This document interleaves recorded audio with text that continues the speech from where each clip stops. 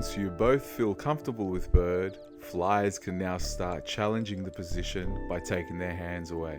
Flies, just shift the weight into your hips until your hands float up by your sides. Bases, you support the movement by pointing your toes into your fly's belly, so that way the weight goes into your feet.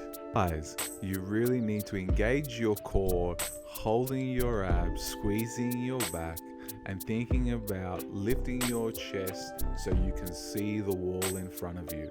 You will feel this in your lower back.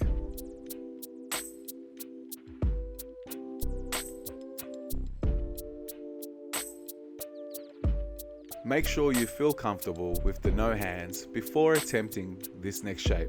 Going from free bird, fliers will bend both knees and grab onto their ankles. Using the tension of pushing through the ankles and pulling through the arms will help the flyer come up into the plow shape. Bases, follow the flyer with your toes as they rise up to keep the balance in your feet. Flies, just balance as much as you can, and when you're ready to come down, just slowly let go and move your hands ready to connect for bird.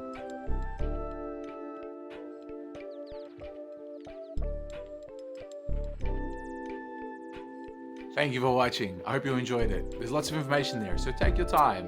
Go through it all, see if it sticks. Like, subscribe, follow, all that stuff. If you want to know more, you can find me on all the socials, Express Move Me, also my website, www.expressmoveme.com. I'm also doing some online tutorials, so if you're with your partner and you're stuck, or you want to start your acro journey, hit me up.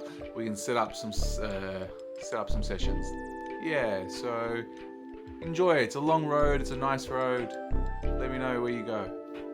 Thank you.